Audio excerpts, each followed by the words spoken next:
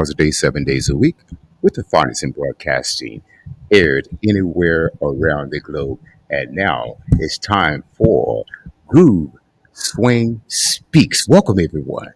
Yes, absolutely. Clayton Brown, how you doing, brother? Good evening, my brother. How are you? I'm doing great. I'm doing great. Adjust your It's a camera just a beautiful little day.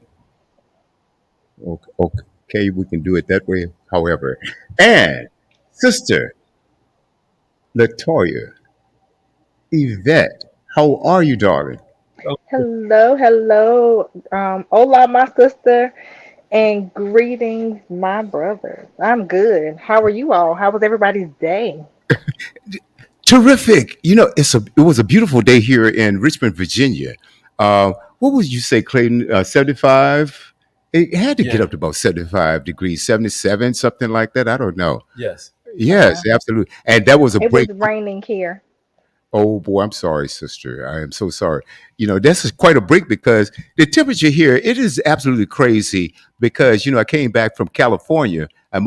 Migrated back here 2 years ago. And, California is two temperatures there.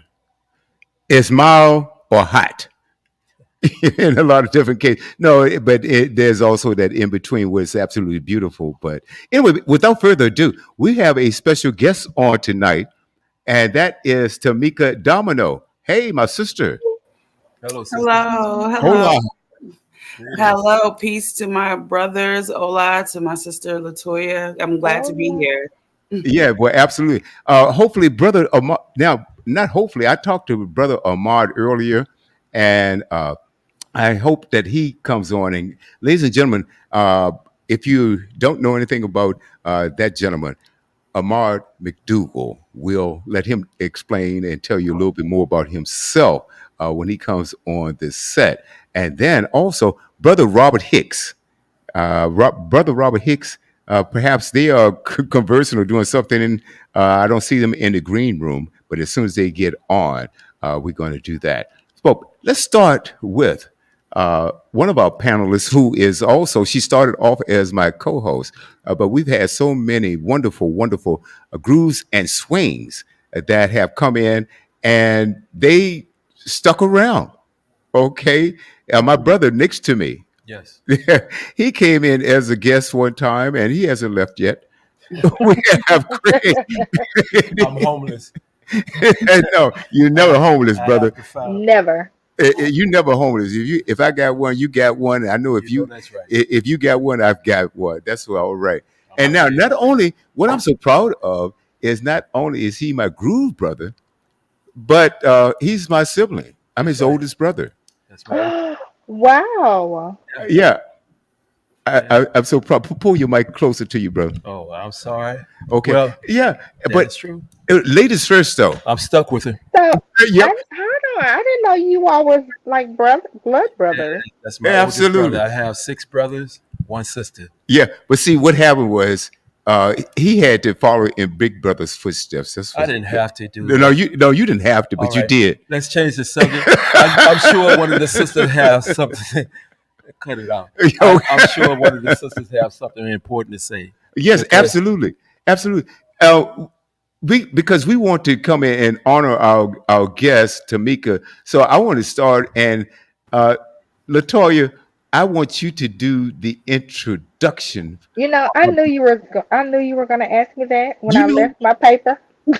I knew it. I knew it. I knew it.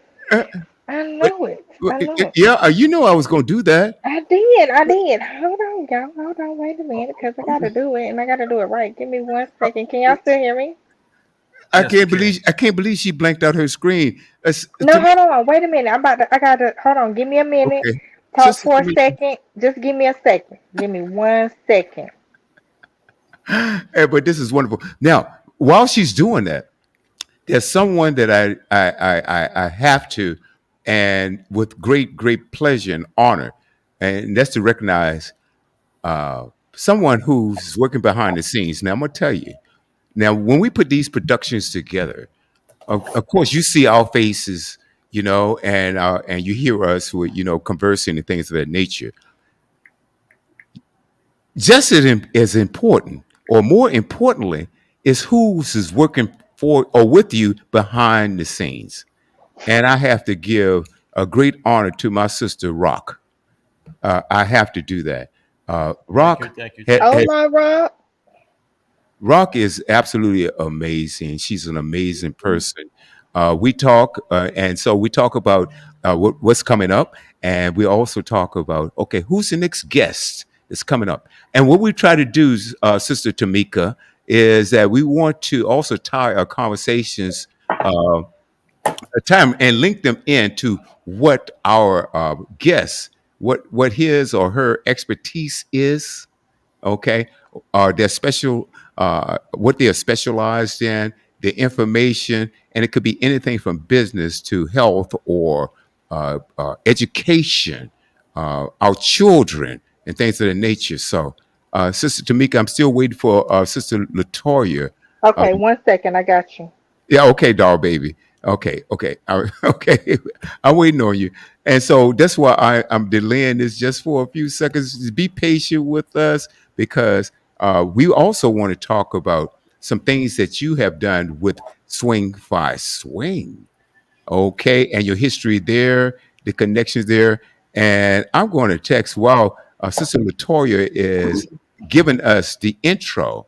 I need to text Brother Hicks and also Brother McDougal and tell them, hey, look, they're late to the party here. So okay, but anyway, uh, Latoya. Okay, so first of all, this sister has, whew, her resume is long, okay, and beautiful and very. Oh, my introduction. Let me say this. My introduction. I can give an introduction, but however, this beautiful sister can definitely speak for herself. Like your work. Um, so I want you to elaborate after I just tell them a little bit about what you do as far as business wise. Okay, sis? So you can give them your swing hist a little bit if you want to. Um, however, I want to let them know exactly what you do um, every day. How about that? Okay. Okay. So you know what? Let me tell you something. Technology. Okay. So my beautiful sister Tamika, she is a manager of residential services. She oversees 7 residential programs that house individuals with autism. How awesome is that? Like, okay. It takes a pausing for a second. It takes a special individual to deal with um people with challenges. Let me say it that way. Mhm. Okay. Even though we all have some, but you all understand what I'm saying. She also do home behavior therapy and early intervention with toddlers slash preschoolers.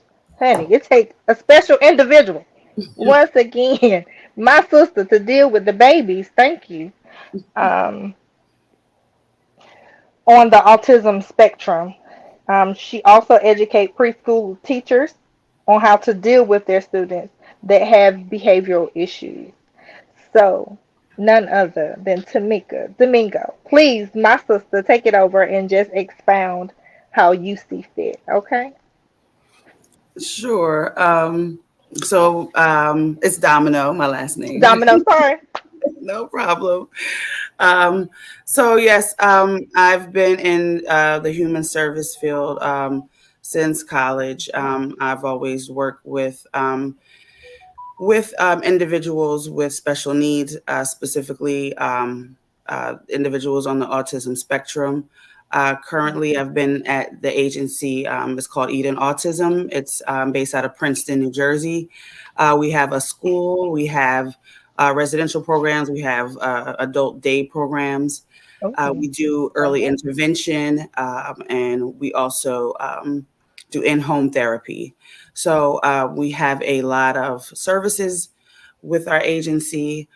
Um, but so basically, what I do daily, it's really a lot, actually. But I do entry level training. I also, as Latoya mentioned, I do in home therapy for parents who contract us if they have a child on the spectrum and they're having issues or the child is having behavioral challenges, we go into the home and offer them strategies and techniques on how to work with their child. I also go to preschools to do early intervention. So I also help preschool teachers learn on how to deal with behavioral challenges for children in their classrooms. And it's really early intervention is really important in most things, but especially when dealing with a child on the spectrum. The earlier that you can start working with them, the better. And But yeah, that's it in a nutshell. There's other aspects of my job. It's really a lot, especially when you work. I don't know if anyone has this experience, but working in a human service field, you really become your job can be very multifaceted. Mhm. And I really enjoy that part of it. That I don't just do one specific thing all the time. So I'm able to affect a lot of different areas in my agency. So Uh, uh, So Sister, go on, please, I have Latoya. a I have a like a two-part question mhm. for you starting off. Um so how did you get into the field? Like what led you to go in this direction? Mhm. One. And then two, I wanted to know because you said the earlier the better to start working with um someone who is on the spectrum. How early like can you diagnose? Like, Mhm. is there a certain age? Is it not really a certain age, or how does that work? So typically, children would be diagnosed it's by the age of 3, as early as 3. There have been some earlier diagnoses, but that's kind of like the general practice. That's the best. And unfortunately, especially women who are on the spectrum typically are diagnosed later in life, later even into adulthood. But typically, young men they're easily diagnosed, and there's a various reasons for that. But if you can, there's been a lot of advances. So 3 is usually the age, and that is the perfect time to start to work with the young person who's on the spectrum. Well, Hmm. I want to bring into the set our brother Robert Hicks. Robert Hicks, I'm not sure whether you know Sister Tamika Domino or not, but Tamika, correct me if I'm wrong. Hmm. You are also with your agency, and it sounds like, I mean, I don't know how you juggle all of this because it sounds like, I and don't know. after our conversation earlier, you were telling me that you have to go and educate teachers or hmm you Hmm. teach teachers on how to deal with autistic children, Yeah. and Mm. that is a heavy thing. So, can you kind of share with Robert? Robert, I'm not sure whether you're familiar. No, you do have her resume. So, Robert, the floor is yours. Yes, good evening, everyone. And actually, I do know Sister Tamika from a mutual friend of Swing Fi Swing. So I would definitely say that it is a pleasure seeing you, pleasure seeing you again, and Hmm. everyone on the panel. So I would say my question is basically the idea of what's the best way that you are able to organize and being able to meet meet the needs of the students that you come across with every single day?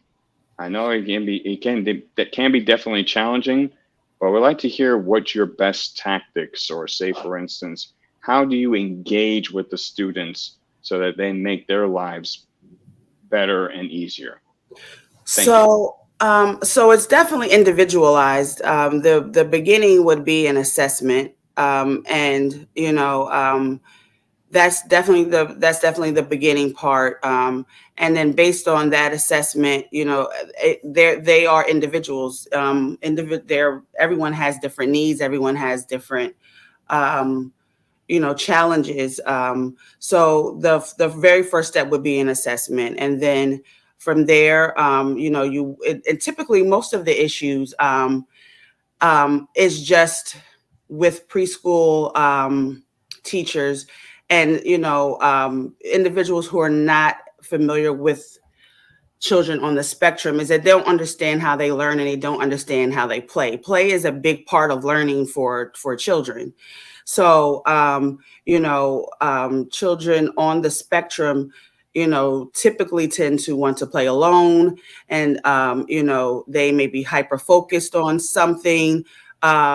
They may become aggressive or have maladaptive behaviors because they are unable to communicate a want or need. So, it's basically just helping the preschool teacher identify these things and help them to incorporate the child at the child's comfort, and how training them how to kind of start to incorporate them into the group play and certain the things that they need to teach them. So that's pretty much it in a nutshell. But, like I said, it definitely is individualized and it's based on each child. But the first step is just, I would definitely do an assessment.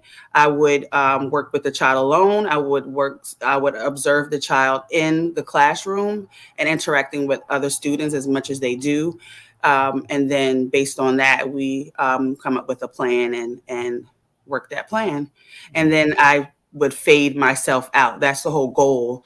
I'm there for a period of time, but then the point is for me to fade out of the situation and everyone, coexists as best as possible, and the student has their needs met. Sister Tamika, I can't express how much I respect what you're doing, and I mean the importance of your work. Which leads to my questions here. Are and I think you kind of touched on it a little bit. Just like in psychology, there are degrees, or let's talk about mental illness. Mhm. Some people have maybe a mild form of a mental illness, and it can go from mild to moderate to extreme. Mhm. Okay, are there degrees of autism, and how? And what would you say the I don't know if you have any stats on this or what Mhm. are the amount of children that have been misdiagnosed. And instead of treating that, they may have, or someone may have, or the doctor may have prescribed a medication. Mhm. If you could kind of touch on that a little bit. Mhm. So there are definitely, and that's why. So in this industry, you'll typically see that the terms to identify these types of things like autism will change to fit the current, I guess, the current culture. You always want to be politically correct, for lack of a better term, and you want to also make sure that you're describing it and making sure that it's not stigmatizing. So there's been all kind of terms to describe people, which the most recent term is being on the spectrum, because there are varying degrees of autism and how it affects you, which it is a neurological disorder, but it's more so a social disorder. So in terms of treatment, um, there's no treatment for autism. There's Right. typically treatments for the symptoms, which typically are anxiety or OCD, or unfortunately, there's a lot of gastro issues that individuals with autism suffer from. And I honestly believe it has a lot to do with anxiety. So that turns into a medical condition. So you're typically, treating the symptoms of autism. Autism is more the things that you would do to help people. Even the school of thought has changed on this. If you're one to treat, which usually, to put it simply, autism, people on the spectrum have a difficult time communicating because they just think differently or they look at things differently. Empathy looks different for them. A lot of and this all depends on the spectrum, of course, on where they may lie on the spectrum. There are individuals, for instance, you'll see a lot of individuals on Silicon Valley who are IT or who are in those types of industries that are on the spectrum. There was a word, Asperger's, which is not common that much used any longer, but those are individuals on the spectrum that have a high IQ and they have a hyper focus on certain things. So you'll see a lot of those individuals in Silicon Valley. They're the ones that work for Apple and for, all the tech companies. So there are, it's very interesting. It's a very interesting, disorder. And there's all kind of varying spectrums. There's all kind of varying, the individuals, just like anyone else, just because they have autism doesn't mean that they're going to do this specific thing, if that makes sense. So remember that movie, I'm going to toss this over to Clayton also. I'm sure you have some questions. There was a movie that came out a long time ago about the line between genius and what other people would consider as being mentally unstable, or could that be an autistic person? I mean, it's really smart, right? Absolutely. I mean, I think that the attributes of a person that are on the spectrum can lend to a genius level of something, because there's such a hyper focus on particular things. So there were individuals that were termed Asperger's or a savant, or if you will, there was a very antiquated term, idiot savant, but it went to a savant. So it's someone who might not even be able to tie their shoes, but they can play a Beethoven sonnet or whatever, like hearing it once, and they can play that, or they can draw. They see something and draw something with such intricacy, but they don't know how to, make dinner for themselves, So those are kind of stereotypical examples, but those things are very true, and it's just a way of thinking, to put it simply. Individuals on the spectrum, they have a different way of processing information, of thinking about information, and it can lend to some kind of genius level situation. Absolutely. Right. Clayton? Wow. Oh, yes. Greetings, sister. And thank you for all that information. And I commend you for the work that you do. And I also commend all the teachers and educators out there, because that's a big task. What I want to ask, but you guys have already answered. I was thinking on that same level, could this be something that they don't know how to label it? Because society always want to put a label on something. And you guys spoke on the fact that these people may be so intelligent that they don't know how to put them in a category. So call it autistic. Because back in the day when we were growing up, we didn't hear about autism as much. Not at all. And then all the other hyperactive attitudes that children portrayed, it was like, okay, I'm bored. I just don't want to be here. It's incredible. So I said that to say this. I believe it's one of those things that these are children or adults that's so intelligent that we don't know what to say to them, or how to treat them, or how to interact with them sometimes if we're not professionals. Right. So that's why I say I commend you, sister, for what you do. You're bringing out the best of these young people and adults. So I wouldn't know how to act sometimes. So I guess we all need a little bit of training, right? So thank you. I tell you, I find this, Robert, I find this comment, and then we won't go to LaToya. and then back to Clayton. And Mark has been trying to get in and out. And I, on behalf of Brother Ahmad, he's been trying to get in. Then he said Facebook locked him out for 24 hours. Ahmad, what did you do? I don't know. Is he able to get in through YouTube? That's another, you know what? another avenue. I tell you what. Hey, do me a favor, Robert, if you will. See if you can reach out to him and see if he can do that, because it does give him that option, YouTube or Facebook, if you will. Okay. Or anyone else has contact there. So what I find so fascinating about this, and it's actually mind blowing if you think about it, you have people on this planet that have so much intelligence. I mean, it's just absolutely incredible. You know, like math geniuses, geniuses. Okay, or like you said, these people may not know how to cook a meal or tie their shoe, but they can play Beethoven Fifth Symphony. That's awesome. That is, or they might be able to draw something. I mean, just incredible art, Yes. folks. And people tend to look down on. And I want to know from you, Sister Tamika, your knowledge about this. People seem to look down. Oh, there he is, right there, Ahmad. God bless. That's all I can say. Oh, you're here. Oh my God bless. goodness. Oh, this is the best. And we've got one. We've got. I understand. I just found out.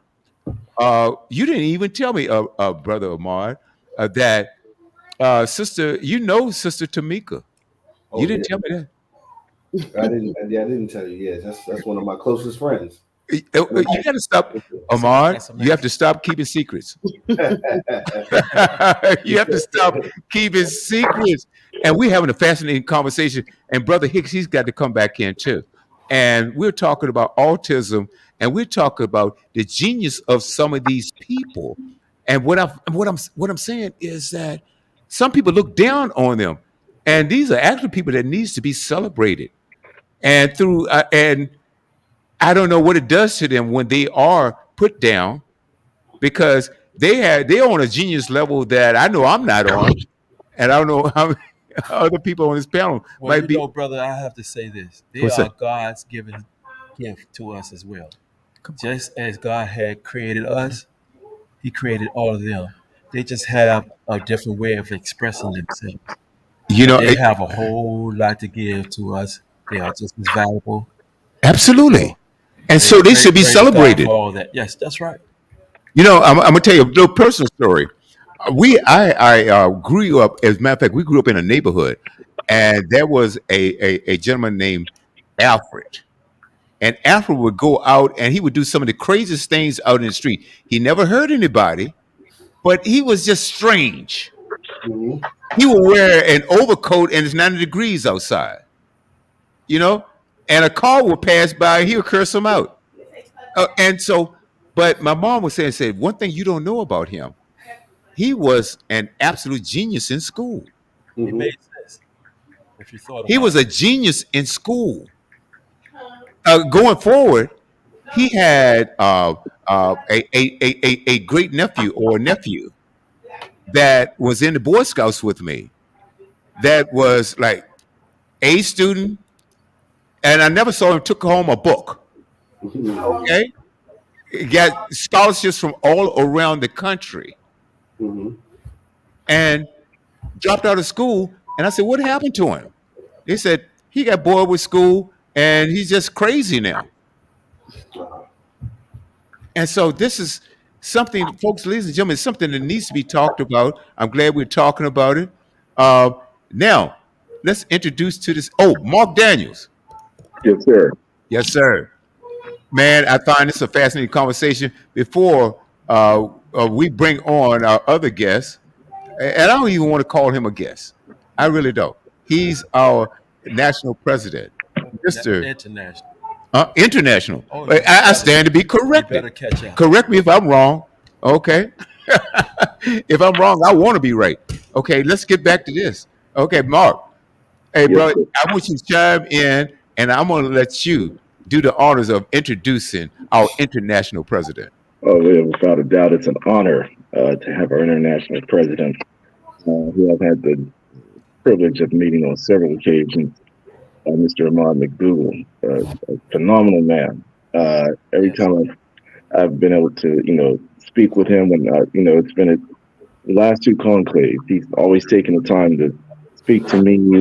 I mean, I love him. He's a phenomenal man, and for me, it's an honor to even be on this platform, and he's a part of this.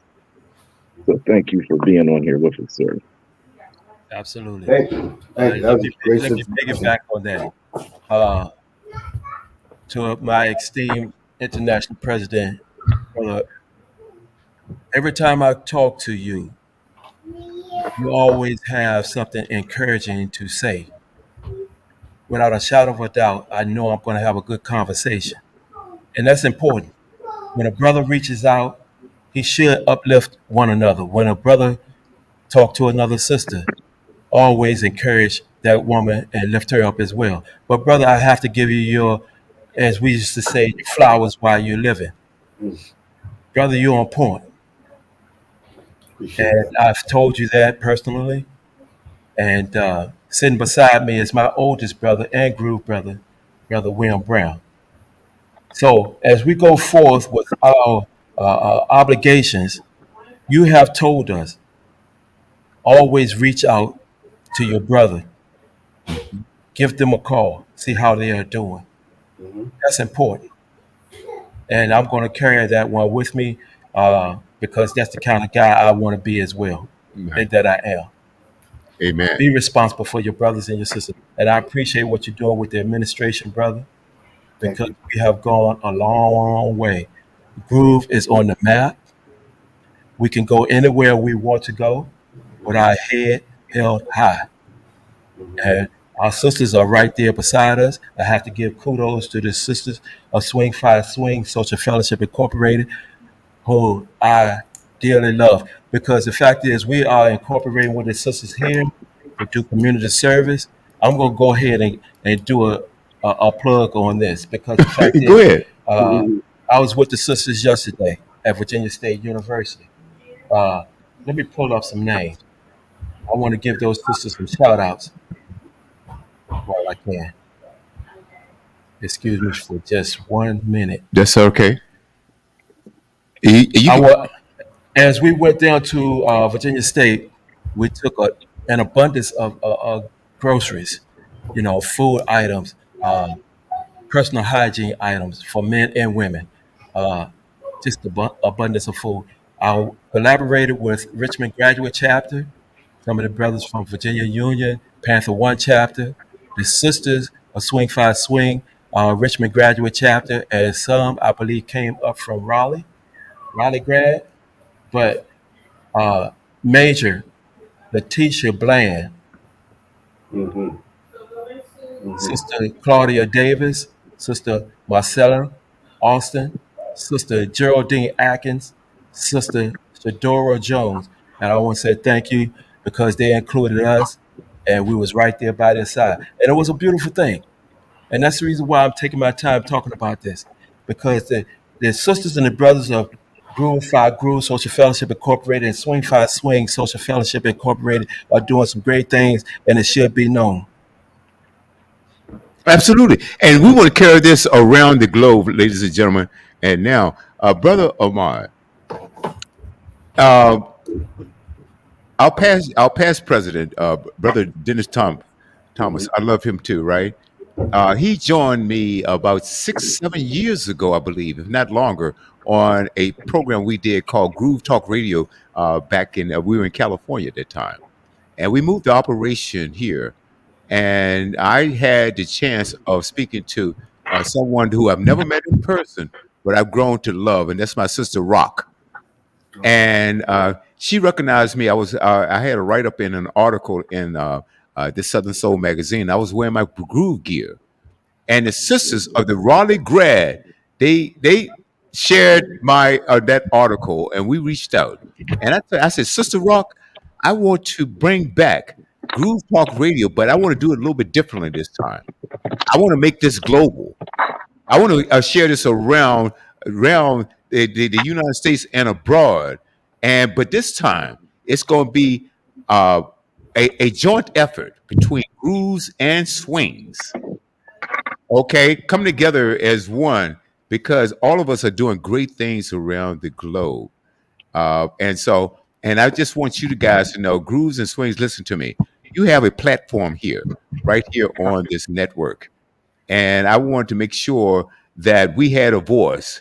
Ahmad, without further ado, I want you to tell us a little bit about what you do, okay, with the Groove organization, okay, your vision there, the conclave coming up, and also your other life. What do you do there? Because I want to get into that also. Okay, most definitely. And thank you for the introduction, and I appreciate you, brothers, showing your appreciation for what we're trying to do. As you know, as I always say, we're doing this together. It's not me by myself; it's all of us. It doesn't work without all of us. Before we go forward, I do want to go back to that conversation about autism. Did you guys, anybody mention some of the famous people that are found to be on the spectrum? Repeat that. I don't think we did. So really quickly before we jump in, so Dan Aykroyd, remember from Ghostbusters? Yeah. Elon Musk, Albert Einstein, Bill Gates, Andy Warhol. That's just some of the people that were on the autism spectrum. Andy Warhol. Yes. That's just Amazing. So when you guys were talking about how they are special people, right? And we're not talking about special in a funny way. They are special individuals. I found that to be true. I worked with autistic people over time in my career as well, and I found them to be very insightful, right? They may not have the social skills that we're all used to, but when it comes to academia, when it comes to science, art, math, things of that nature, they excel, right? And you find a guy like Bill Gates in a huge house the size of a state all by himself, but he's still in that big house. So it's just real important to think about the people in the right light, the same light that you portray them in. So with Groove, so my vision for Groove is for us to continuously improve and continuously live in the light that the founders have created for us. So what does that consist of? It consists of leadership development, it consists of mentorship, it consists of creating academic excellence and opportunities for individuals to get involved in the academic realm, making sure that kids and people in marginalized communities have a way to get to education, whether it be college, because we're a collegiate-based organization, but just whether it be technical school or whether it be any education that allows them to push their lives forward. We want to empower. We want to make sure that we're not only creating opportunities for people in marginalized communities, our people, but giving them the opportunity to in turn create opportunities for others. So all of these things are very important to us. And then we're also a global organization, we're international. And it's not because of me, it's because of us, because we exist in other places. And so one of our major initiatives is Good, which quite frankly, some years ago in working with Chrissy Coles, we were trying to collaborate on some of our community service projects, right? And so Good, Global Outreach Opportunities Throughout the Diaspora, that is a program that Swing had in place. But when I became president, I said, we're going to go ahead and move forward and make it part of what we do so that when we do the work, we can do it together and we can be more impactful, right? So for us, we have Good STEM, right? Everybody knows what STEM means. So through Good STEM, we build computer labs throughout the diaspora. So we built labs in Ghana, in Grenada, we're going to Costa Rica and dealing with the African population in those areas. Right now, we have 25 labs built in 3 years, serving over 20,000 kids annually. Not once, but annually. So those school labs are built and they're going to be there. Before we got there, in partnership with Crispin Booker, our international vice president, and his organization, because Veronica's Way is his organization, and we decided to partner with him because he's a computer guy, and this is what his grandmother imparted on him, right? And that's why it's called Veronica's Way. That's his grandmother's that imparted him on. So through him, we've been able to go to places where prior to us being there, they would have, we got pictures, they would have a desk and they'd have keys drawn in chalk. And they were practicing typing on a board with chalk, laying out the keys. Wow. Yes. Yeah. So when we brought the computers, the whole village was crying. In 10 different villages, right? And you see the pictures, you see thousands of people there. Those are the parents and some of the kids that we've served. So that's one of our major initiatives internationally. And now that we've done it, and his company is growing and our engagement is growing, we're going to start building computer labs here, as well as in other places throughout the world. With more donations, more assistance, it allows us to grow our efforts. Then we have good water. We're trying to build water boreholes in communities. You build one water borehole, and it can serve between 3,500 to 6,000 people. So that's good water. Then we have good shoes. There are these shoes. They're almost like flip-flops, right? Or like Crocs, as we will call them. So where you can adjust the top, and they, rather than being one size, they stretch 5 sizes. So as the child grows older, his shoes will grow with him, right? So you won't have to buy a pair of shoes every year. It'd be several years. And those shoes use nanotechnology. So they're not going anywhere. They're going to last for a long period of time. Anybody who knows about nanotechnology is stronger than anything that we have on Earth because they bind at a molecular level, right?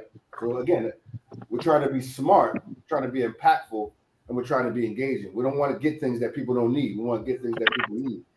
In the United States, some of our bigger initiatives are Groove 5 Feeds, which we seek to feed a minimum of 100 to 150,000 families every year. And so as it stands, we've done that for the last 3 years through our donations and partnership with Feeding America, and also through Groove 5 Feeds at a local level. We're encouraging a lot of our chapter members to go out and feed individuals in their local community. In some cases, they have partnered with nonprofit entities and created a mobile food pantry. For instance, my chapter, through our president, Dennis Garcia, he created a partnership with this organization called United Community Corporation in Newark. And we've been running a mobile food pantry for the last 3 years, feeding at least 700 to 800 people every month in a one-time shot. Now, that's some hard work. Yes. I mean, everybody knows if you went to the food bank and you packed a bunch of stuff, it's hard work. So imagine that without the food bank, where you just take a whole bunch of stuff out of a truck, a big truck, unload it, repackage it in grocery bags, and then put it back, and then go to the neighborhood and hand it directly out. That's right. And so that globally, we're all coalescing under that initiative. We're all supporting that initiative, and that's how we go to feed between 150 to 200,000 people every year. So that's another one of our things. Our Groove Leadership Academy, very important. We're changing lives. We're giving young men an opportunity to learn from people who have been in the places that they wish to go. We're spending our time. We're buying coats, making sure the kids have coats for the winter. We're taking them on college tours. We're paying for the college applications to get into school. We're referring them over to the Groove Fund, who is our partner, our 501c3 arm, headed by past President Victor Henderson, and they're getting scholarships from them. And then they have a matching program for which we as a chapter, we can raise a certain amount of money and then go to the Groove Fund and say, can you match us? And so there's several different ways to which kids can get scholarships, get educational opportunities, which is what we're here for, right?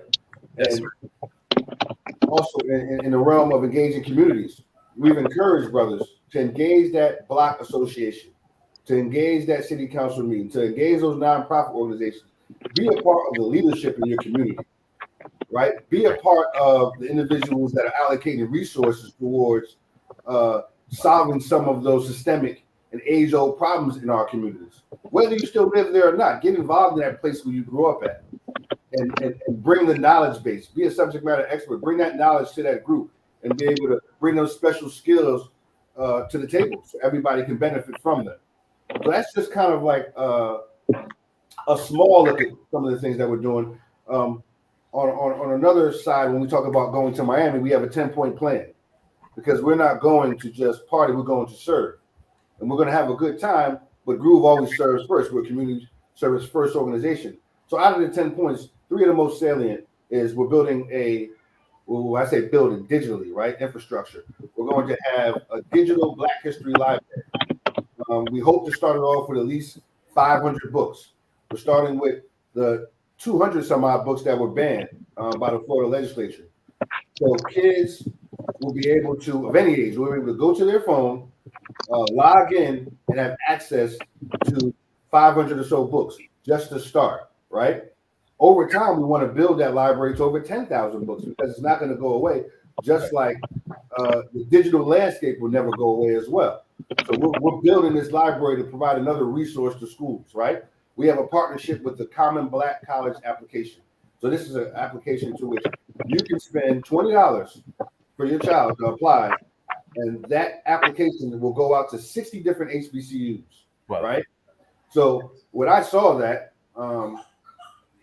and again, the sister put me on to it because I was not aware. I did not know. Sister put me on to it. As soon as I saw it, I contacted the gentleman, set up a meeting with him and my vice president, and we got a partnership.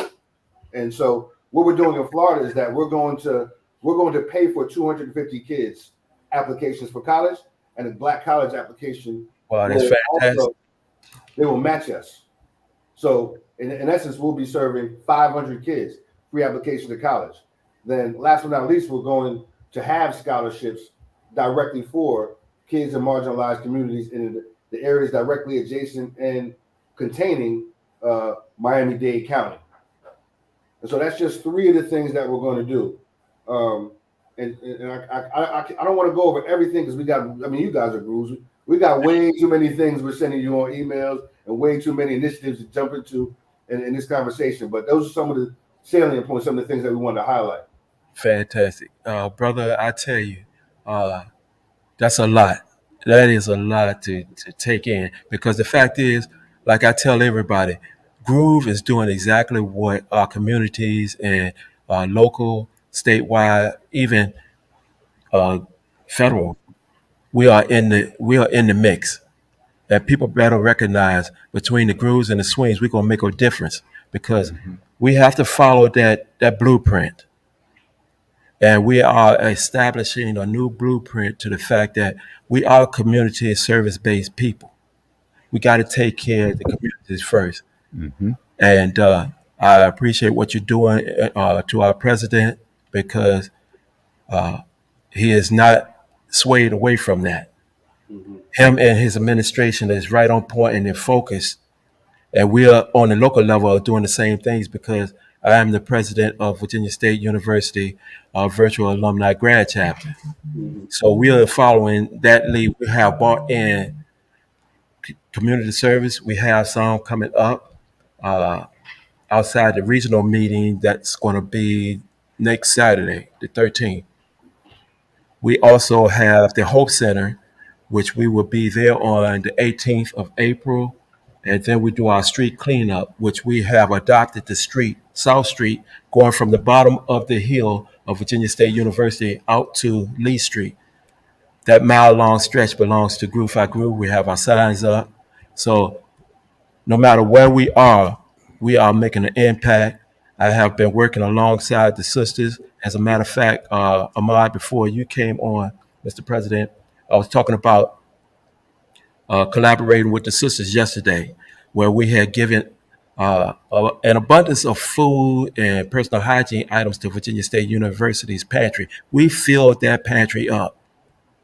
And we took several pictures between the sisters. It was black and white. So they know that we are about our business. But on top of that, we will be working on the 23rd of April as well. That's the Wellness Day. I will be working with Geraldine Atkins, and we're going to set up booths and try to give them information on, mental health items and those type of products.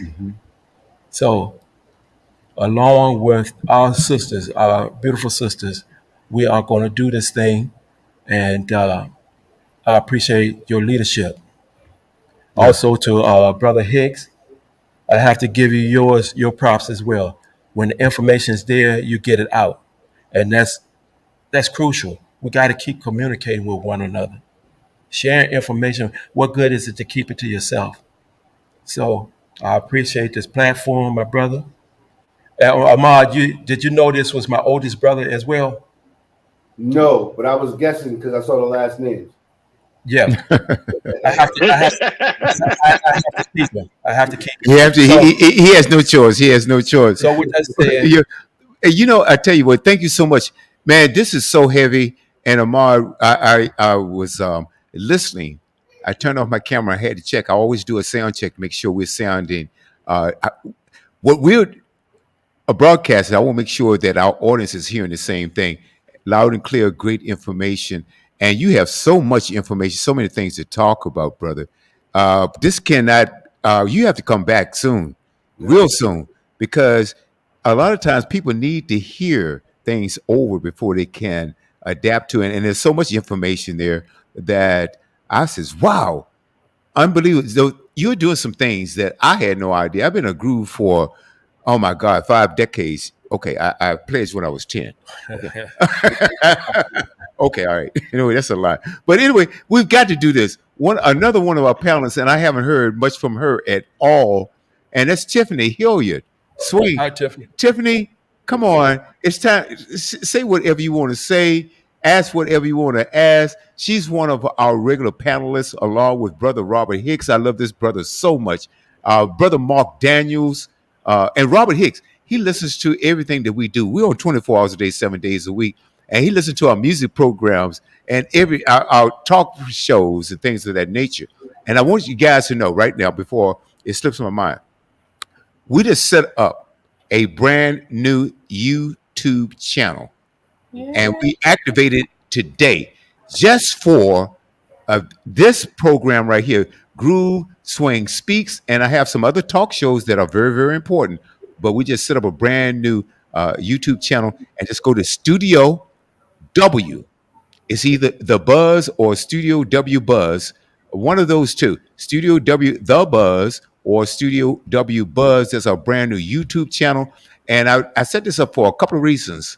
I wanted to be able to have to exercise all of the major platforms, but not only that, and perhaps we can use this as a tool for fundraising as well. So, Ahmad, I want to talk to you a little bit more about that. Robert Hicks, we got to talk about it. Clayton and Tamika, where is she? Miss Fancy, where is she? Okay, that's my original co-host, and that is Latoya Yvette. And so I'm sure she may be having some technical problems, but we'll talk more about that. And Ahmad, man, I'm blown away. I'm really blown away, and that's why a platform like this is so important, because we may be able to do things in our own little pockets, but can you imagine if we bring this whole nation together with grooves and swings around the globe? I mean, come on, man. Their power in numbers, I know it is. Tiffany, come on, darling. We got to hear from you.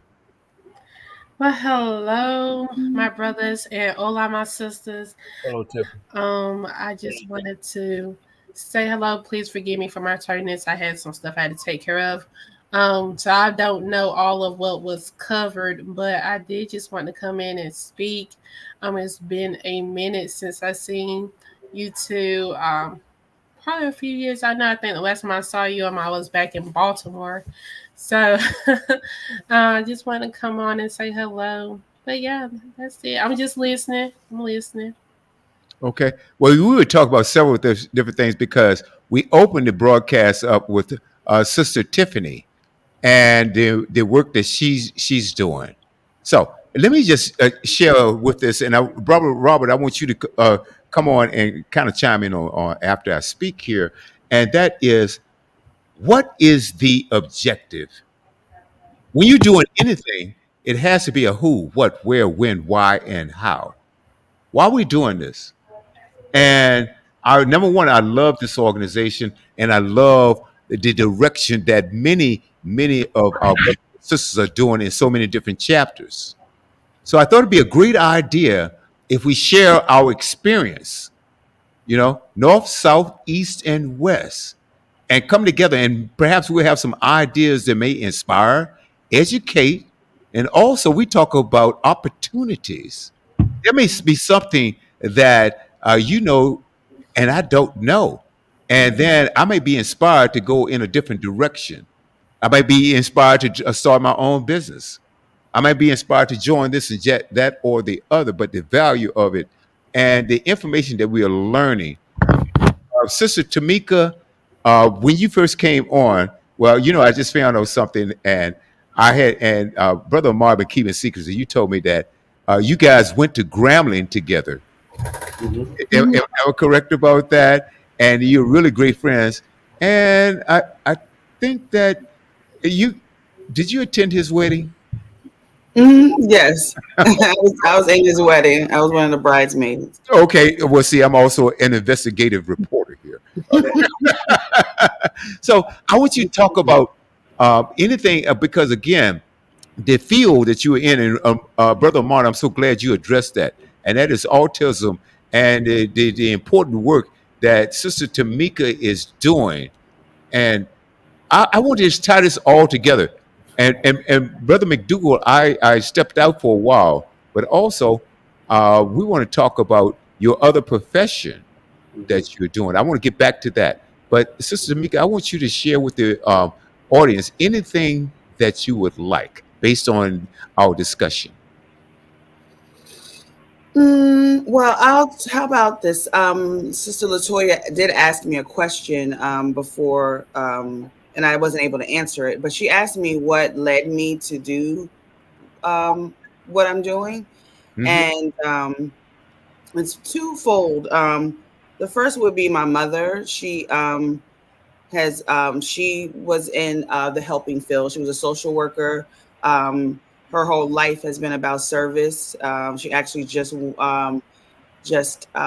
received an award from the AME Church, a lifetime missionary award for her work with the AME Church. So I've saw that her life was about service, and anything my mom wanted to do. Obviously that was my first role model. That was who I looked up to the most, and I wanted to be just like her. So anything she did, I wanted to do. And she, showed me the importance of a life of service. And specifically, why I wanted to work with individuals with special needs was because when I was in the third grade, we lived in Baton Rouge, Louisiana. I was in what they called oh God, what is it? It's called something else now, but gifted and talented, a gifted and talented program, and that was still considered special education.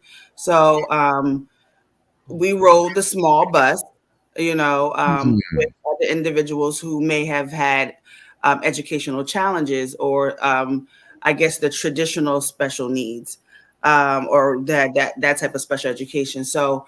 I had to learn sign language, and we were paired with individuals that needed help getting to their class.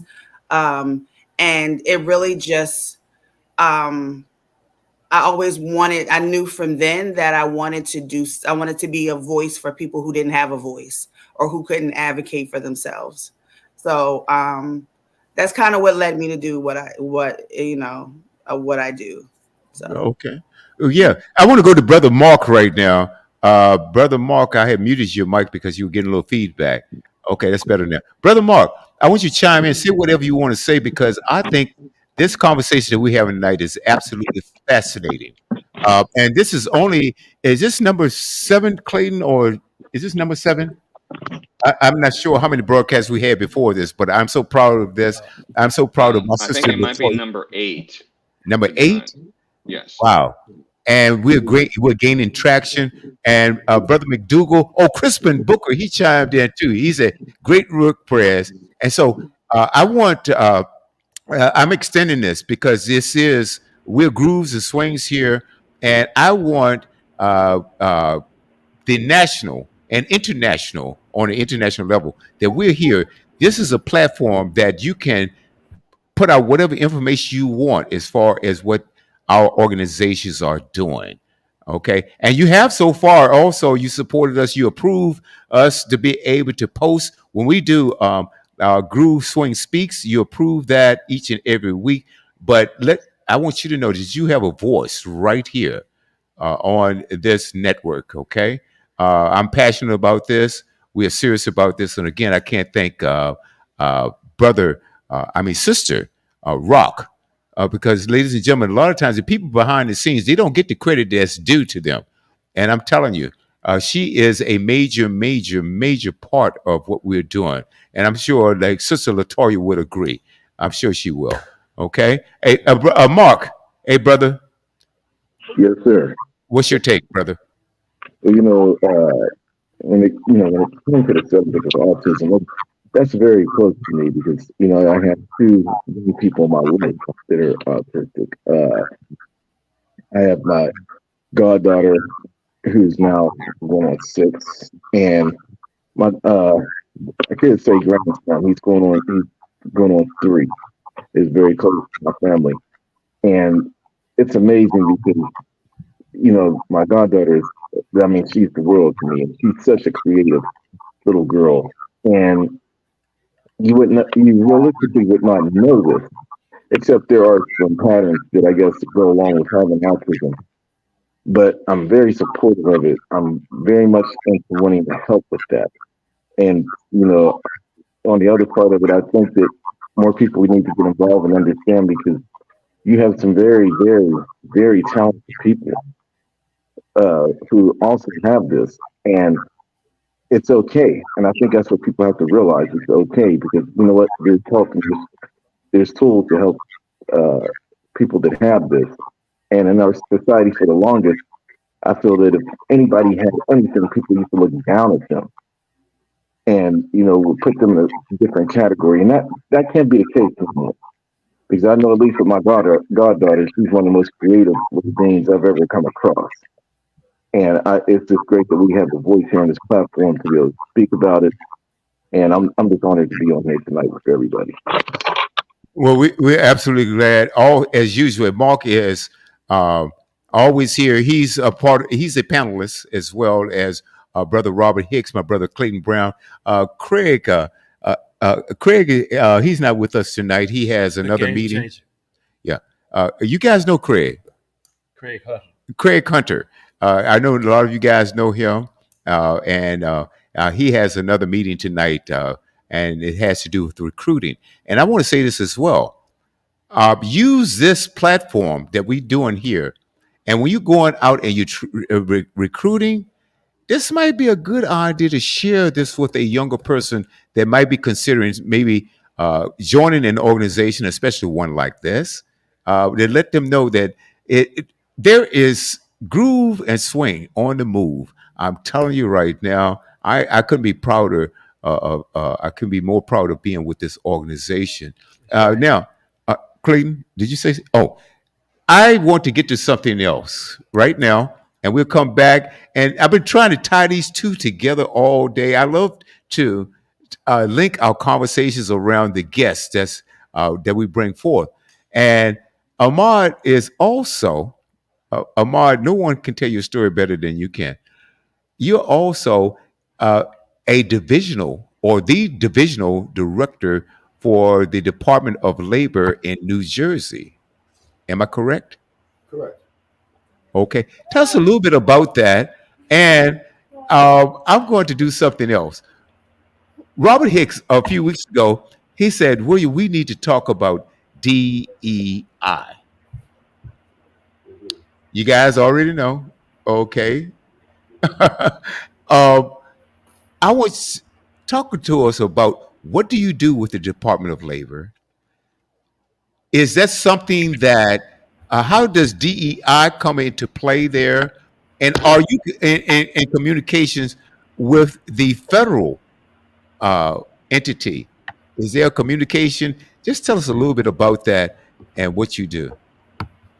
Got it. So to start, I am the division director or state administrator for the Division of Disability Determination Services within the New Jersey Department of Labor. So I manage 4 regional offices comprised of 400 employees.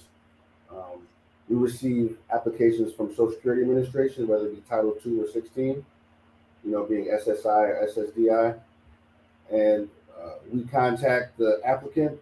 We set them with doctor's appointments so they can have what's called a consultative exam to determine the level or limits of their disability. And then we have our in-house doctors review the application for the information and the consultative exam, and then make a determination whether they should receive disability benefits or not. So we're basically helping people who are disabled get disability benefits, but we have to go through a stringent process delineated by SSA, Social Security Administration. And so in the realm of DEI, diversity and inclusion, so my department, our governor's liberal, right?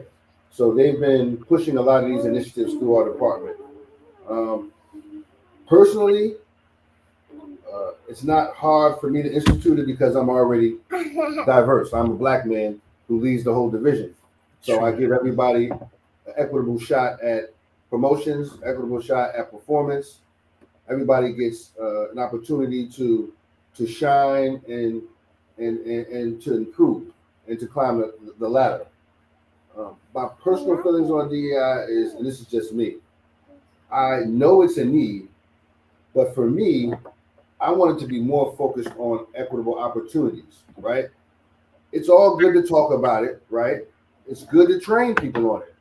But if we're being frank, all of us here are grown.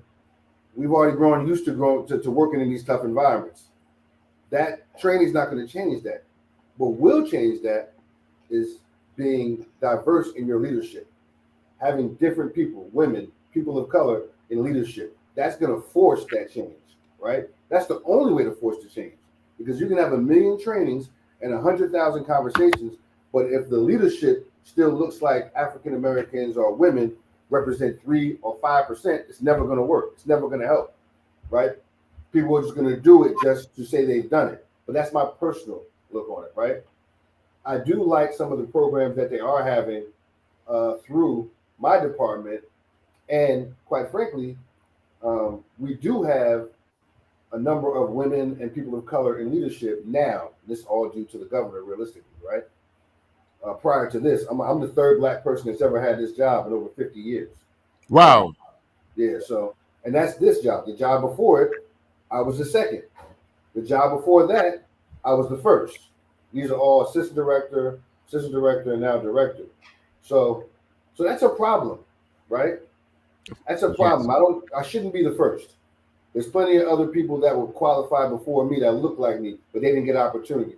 There's plenty of women that were qualified before me, but they didn't get the opportunity. So the key for me with DI is give people an opportunity to lead. Give people opportunity to compete. Because realistically, that's all we want. We want an opportunity to compete. That is true. That is so true. And Robert, please chime in, because I can see how important it is to not only have a DEI programs, but to implement them. Mm-hmm. Like Brother Amar said, he shouldn't have to be the first after how many years? We talking 5 decades or so? Yeah. Come on, man. The first job, it was 7 decades. Come on. Yes, exactly. Because a lot of programs that pretty much we are very qualified, and I must say, definitely, President Amar is definitely in astute. He's very smart. He's very wise in his work, and I would say very qualified. And I thank you for your leadership, sir, first and foremost. But to his point, and to many of our points, who all of us have been in the various different industries, we should not always hear that we are the first of anything at this point. We should have been already the first. What we ought to do is knock down doors. But by doing that, we also are bringing in the people behind us, those of us who are coming into the industry to say, hey, we broke down the door.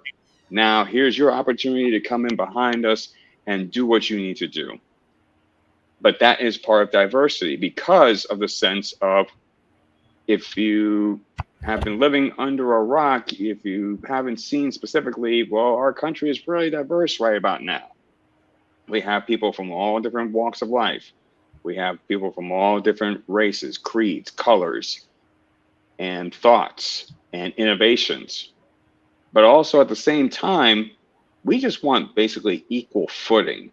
We just basically want to be able to be treated in the same manner. We want to be able to have the same level and not be knocked down a certain number of steps. Yes. But also, we just want to be able to be included in everything that's happening. Because if we're separated, then you really don't really have, and to the people out there, you really don't have what we are looking for in regards to the way things are moving, have to be able to move forward in this country. To be inclusive is being able to bring in all thoughts, all ways of life, to be able to make sure that we have everybody accounted for. Who do we do it for? The people. And that's just like the song from Common. But also, you have to realize the communities that you're living in. Who are the people around there? Mhm.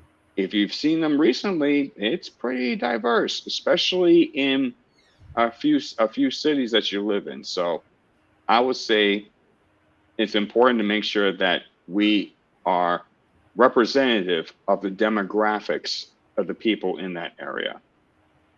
And as Clayton and I like to say, that's our $19.62. Thank Well, you. we appreciate both of your input on that. I would like to ask or direct this towards Sister Tamika, because earlier you and Amar was talking about people not only having special needs, but they are highly intellectual or have these gifts that nobody else know nothing about. Because I am a brother of, I guess I'm a spiritual brother, but I'm also an artist. I'm a portrait artist. I'm a creator. So some people may have looked at me differently as I was growing up as well, because I didn't do things the way other people did.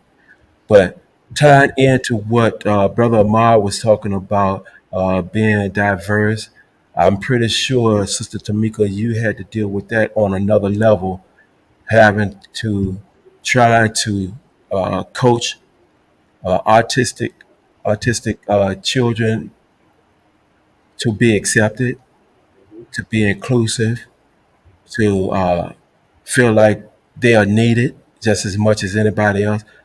Because could you tell us a little bit about how they express that to you as a professional? Well, I would say that they're the individuals that I've had the pleasure of working with and throughout my career, they're not particularly aware that people may think that they're different, or that they may, or I don't even like to say different, but that it's not, they may not do things by the social norm. I think that it's important, especially in this day and age, that, like you said, we should be more inclusive. You Yeah. know, if someone chooses to, because at the end of the day, like what really are, who's to say what's normal? Yeah, Who's to say that's what I'm getting to. what we should be?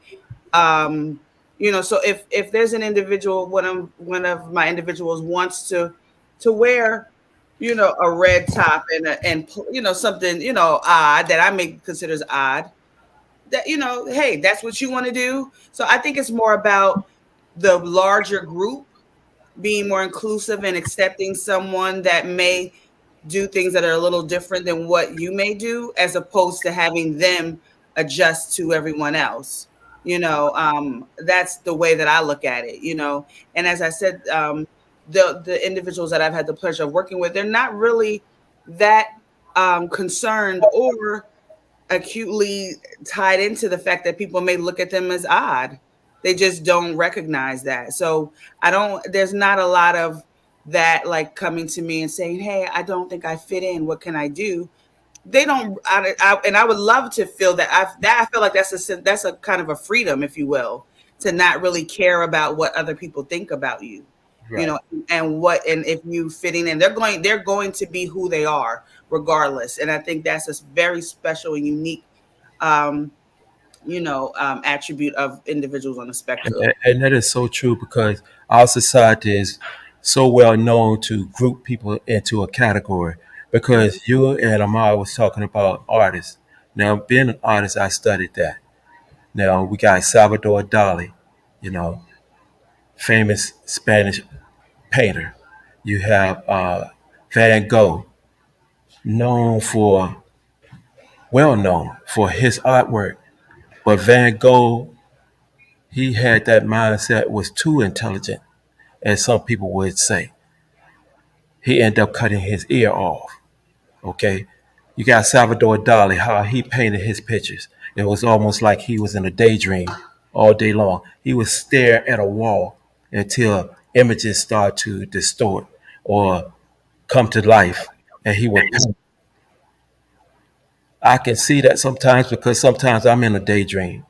Reality is not what other people may think their reality is.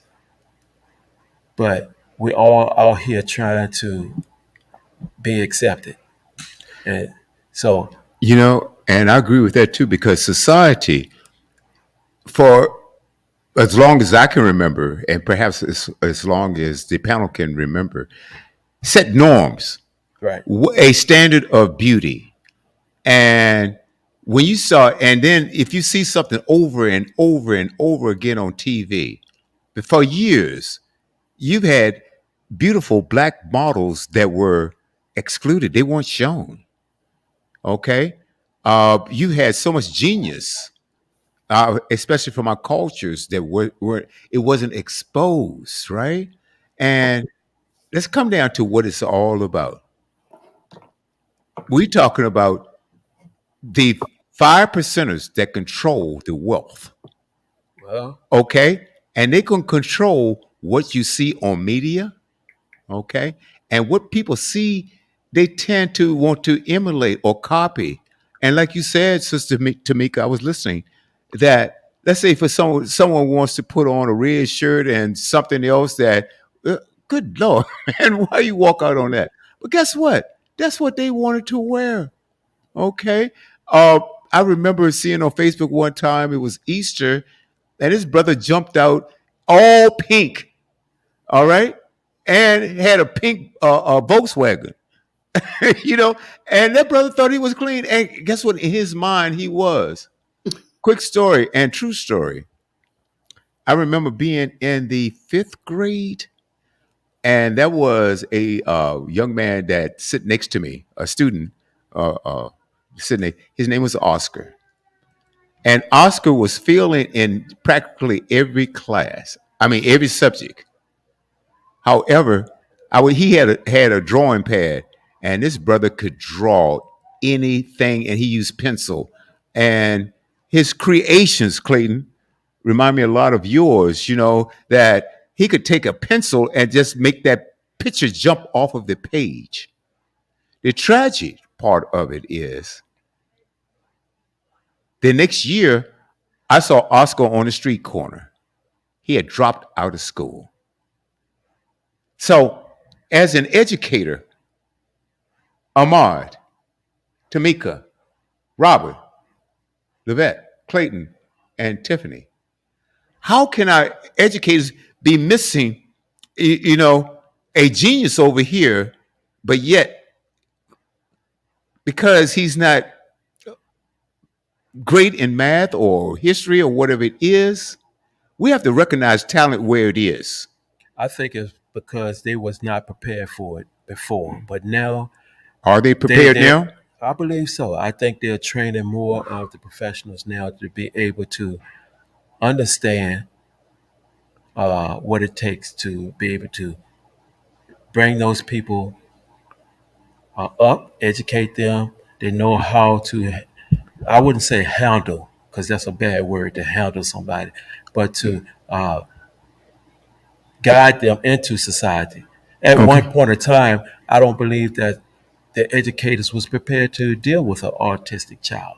Okay, and They now didn't know what it was all about. well, that's a great point. However, I want to go to Sister Tamika on this. How many of our brilliant autistic children have been ignored or it has not been recognized as such? Because I think if the problem was solved, then Tamika wouldn't be in the business that she's in. Tamika, I want you to address that. You know more about this than I do. Mhm. How many So are people, the geniuses? I mean, do you think that that what the education system is now, do you think they are on the mark or have they missed the mark or please? right, I think that if we're talking about your standard education, which obviously there are individuals on the spectrum that go to school like you or I would. If you think about your school career, like elementary, high school, you may have recalled a very withdrawn, quiet person. They were very smart. They were probably in a lot of, AP classes or advanced types of situations, but they just were kind of awkward or quiet or withdrawn. That person was probably on a spectrum. I don't think that they were probably ignored. They were probably, celebrated for having high test scores and excelling. Where you would probably see not even necessarily ignoring or maybe them not able to tap into that individual's special talents is when there's behavioral issues. And that's unfortunate, because before you can even get to educating, before you can even get to seeing those things, you have to deal with having that person prepared to learn. And if someone is having a tough time sitting still or being able to pay attention, or they're, just having challenges and generally in that respect, that's where you'll probably start to see a disregard, especially if they're a child of color. They're immediately going to slap a label and say that they're not able to be taught or anything, and that we can go into a whole other situation with that. But that's typically where you will start to see where educators may start to disregard students that could otherwise be very great students, is if there's a behavioral issue that they can't deal with. Okay, let me follow up with this. Let's say there is a behavioral issue with that particular child. Mhm. How many of those children, going back to something I asked earlier, have been placed on medication versus therapy, or someone taking the time to says, okay, we understand that this is a different person. We need to deal with this differently. I know that so many, and it depends on the system that you're in. Sometimes you have lazy educators, or you have lazy therapists, or whatever it is. And in the past, we know that they have prescribed drugs instead of therapy for their child, and a better understanding of who is this person or who is this child that I'm dealing with. Is that what you think is an issue? Is it prevalent, or is it something that that could happen? Okay. Yes, right, absolutely. I mean, there has been, and then, there's also a myriad of other things that we could be talking about, ADHD, all kind of different things that have nothing to do with, autism. But I'm not necessarily against medication. I think that you should do a true assessment and see if you can do any type of environmental changes, if you can, because sometimes there may be a need for some type of medication, like, we spoke about earlier. There's not medication that will treat autism, Right. because that's not something that you're going to ever treat in that manner. But there are, the unfortunate things that may come along with that, which is anxiety, which is OCD, those types of things, simply because of the social piece that's missing. But I think that oftentimes, especially children of color, are labeled and given medication without due diligence, without exploring, different learning environments, without exploring, things that could potentially help them, without just Right. automatically medicating them. I think that Absolutely. I couldn't agree more. And I think you just answered my question because then you have someone who is not trained or properly trained or ill trained, whatever it is, and they could judge an autistic person with someone who has that may need that medication. Mhm. And I think that's the point that I'm making. And let's go around. Let's go around. Ahmad, what's your take? And anything you want to add, Ahmad? Okay, Yeah, your mic is muted. I always thought the education system needed significant improvement. I would say, so not speaking to autism specifically, but to children that need I think it's called a child risk team or something like that, depending on what state you're in. I feel like there's a lot more special education teachers.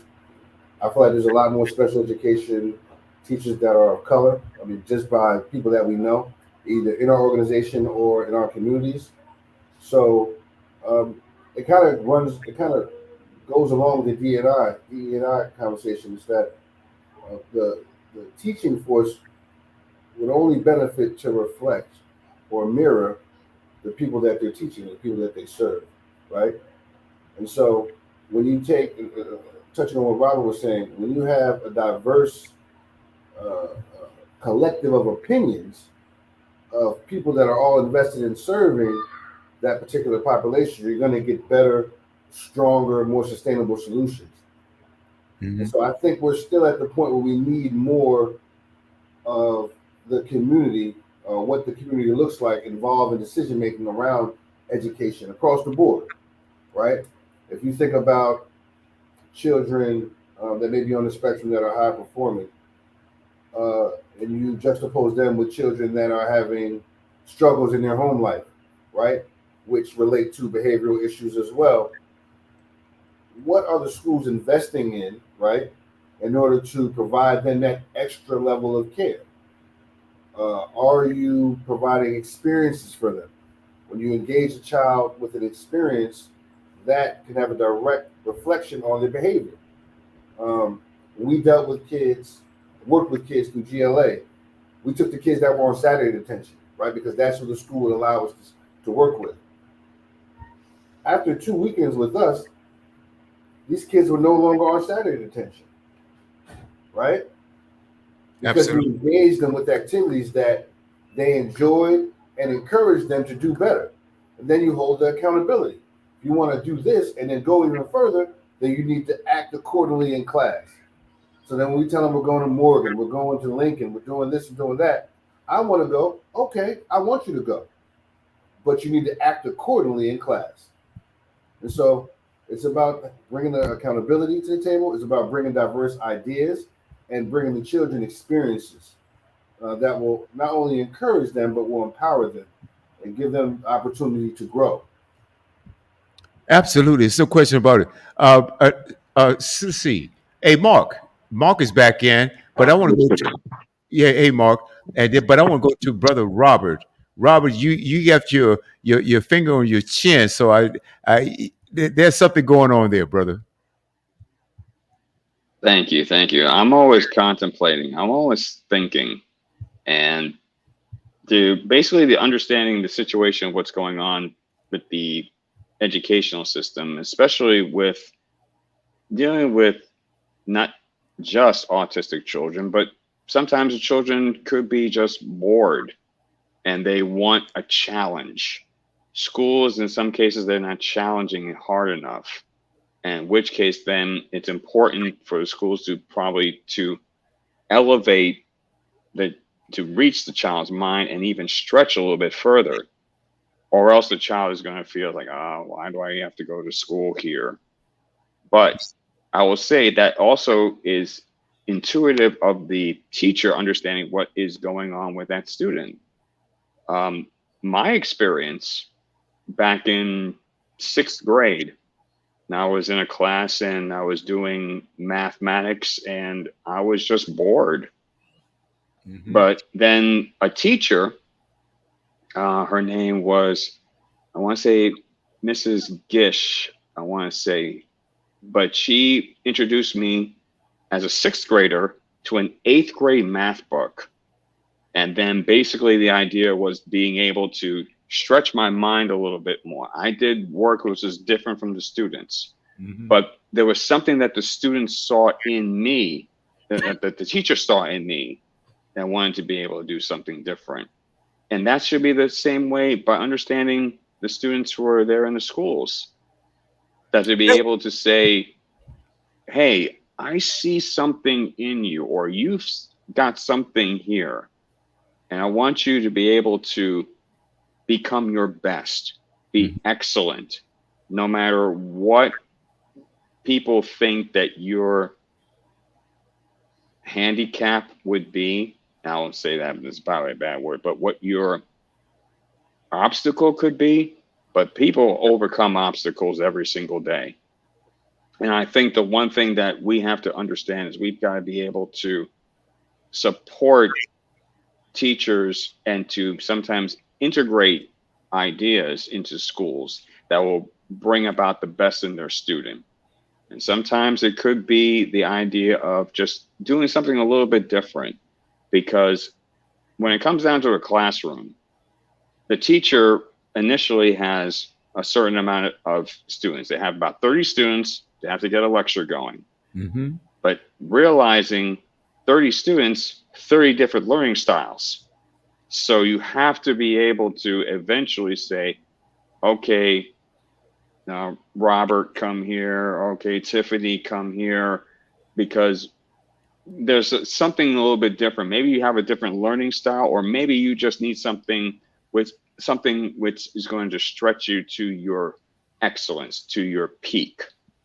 And that's something that is important, and need people who are really focused within not just the school systems, but also the boards of education, sitting in the meetings and understanding what's going on.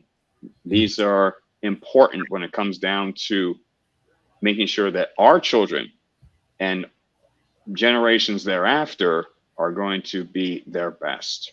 You know, that's the sign of a skilled teacher, to realize that you in a classroom, you got 30 people.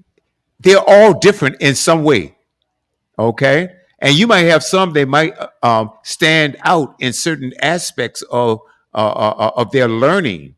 And so to be able to say, okay, this person, I might have to teach them a little bit differently, or I might need to pay attention to this particular student's skills and maybe their pace of learning, and how they adjust to these academics. But Tiffany, you have a question.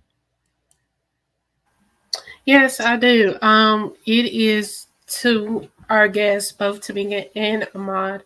My question is, do you guys think, and I don't know which ones you've been doing the longest, which is educating or being around students or being a part of Swing and Groove, but do you think that being a part, and this is a really elementary question, but sometimes some of the simplest questions do have can have a compounding effect to it.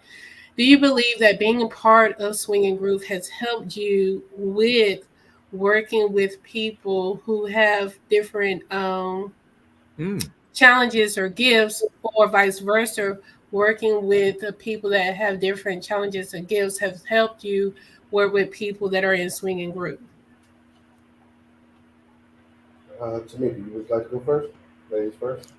Sure. So I've been a part of swing longer than I've been in the field. So that, that's that part of the question. I've actually just, well, not just, but in December, I had my 25th anniversary of being a member of this organization.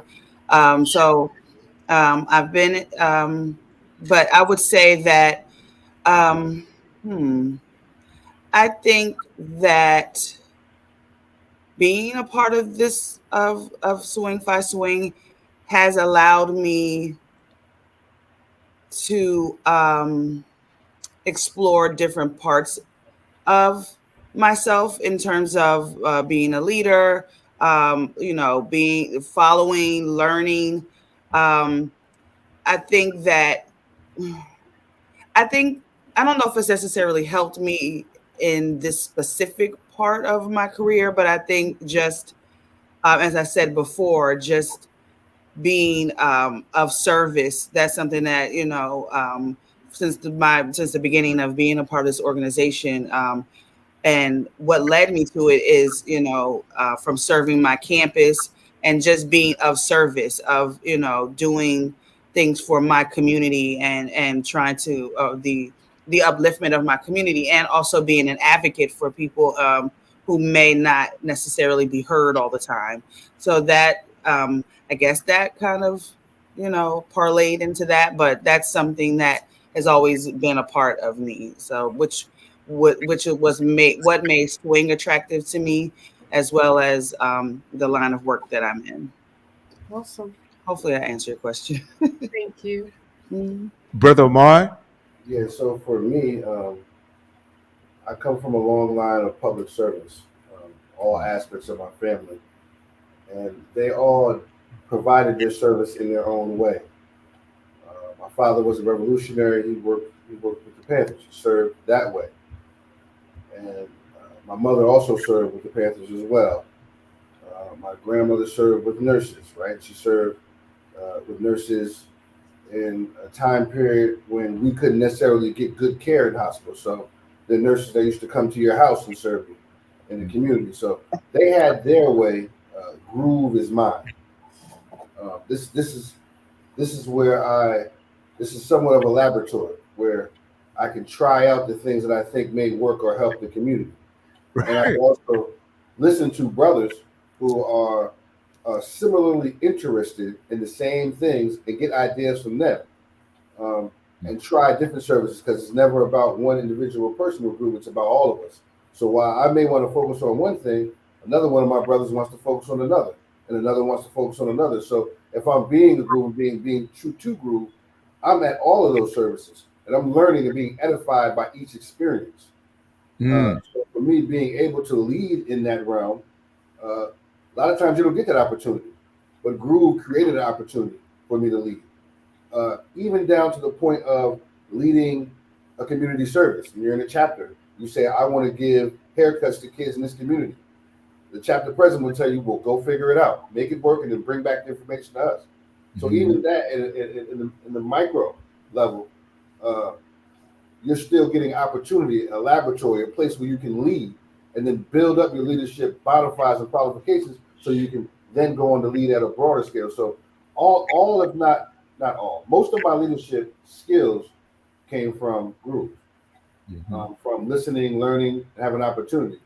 I got significant amount from my parents and my family as well before I got here, right? But I must attribute a large amount of it to Groove and Swing, because they gave me the opportunity to try, the opportunity to fail, the opportunity to succeed, the opportunity to plan, the opportunity to serve on a grand scale. So I definitely think that, me personally, I definitely go with Tamika says. This definitely helped me along the way, especially when it comes to service to people. I kind of, when you look at, and this is the last point I make on this, because this is a thing I always mention.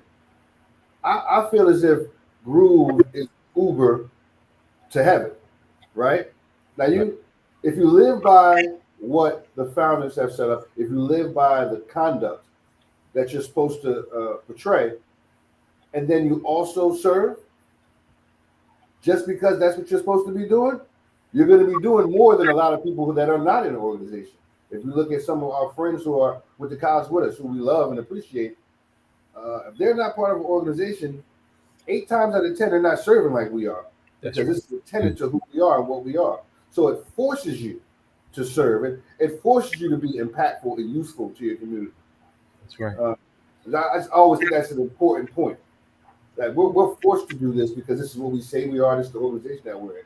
So it's a blessing in both ways: a blessing to the community and a blessing to your own soul to be able to give to others. I couldn't agree more, and I tell you, and I'm looking at the panel that's here now with you, Sister Tamika, and Brother Ahmad, Brother Robert, Mark, Tiffany. and Latoya, I'm sure she'll be back at some point in time.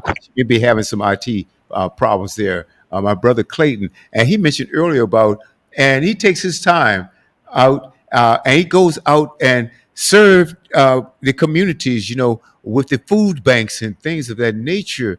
And we have brothers around the city that does that. And that to me is honorable, because a lot of people will not take their time to help and serve someone else, That's you true. know. And I tell you, and I with the broadcast that we're doing right now, and my objective of doing this is to serve, to bring out information that's going to be helpful to our communities. So I need each and every one of you out there to share this network with your family and your friends. And if you miss part of this broadcast, you will hear it again. Go to studiow.buzz, studiow.buzz, and click on archive shows, because to me, I'm just a Mark. I am just so grateful to uh, be part of this. I'm so grateful that I have the opportunity, or have been given the opportunity to do this. I'm grateful to my sister Rock, because we sit down and we brainstormed a little bit on, okay, how we're going to put together this new Groove Talk Radio, and came up with the title Groove Swing Speaks. I'm grateful to everyone on this panel. You, Tiffany, we're going to come back again and talk about what you do, and we're going to talk about those things right there, because I find everything's fascinating. Mark, we all have a story, and we can contribute a little bit. Can you imagine if the village came together, if the community came together, if grooves and swings came together around the globe? I mean, we talk about a force that uh, can't be reckoned with, Well, because we while all while we're on that subject, excuse me for cutting across, go ahead. but I want to give a shout to local brothers, brother Everett Phelps. He is the president of the Richmond Grad Chapter, and also Fellowman Craig Hunter, who is the president of Virginia Union Virtual Alumni Graduate Chapter, Panther One. We collaborate on these things all the time, coming together, because we don't have the physical bodies here. So we just join with those brothers so we can get this stuff done. Like I said earlier today, I collaborate with the sisters, Richmond grad sisters, some of the Raleigh grad sisters, and we have a good time. But I tell you what, this is the whole idea for this platform, is to bring grooves and swings around the globe together with a voice. We can speak in our own communities, and we can have some impact. But what I'm saying is that we can have a major global impact if we just spread this around the world. I want Brother Robert, you're shaking your head there, and then I want to bring in Brother Mark after that. Brother Robert. Yes, absolutely. Because the way that we are able to expand is basically getting the word out to the people. However way that we reach them is definitely powerful, whether it's word of mouth, whether it is over the airwaves, the radio waves, the digital waves. The idea is we are both progressing. Groove is progressing. We always say groove is on the move. You can't stop this groove train.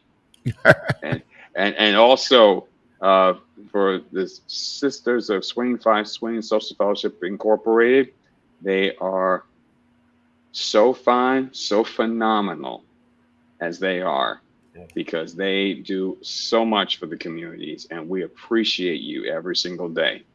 The fact is, and also as I mentioned in the chat, that we are definitely, we are brothers and sisters who are either around the corner and around the world.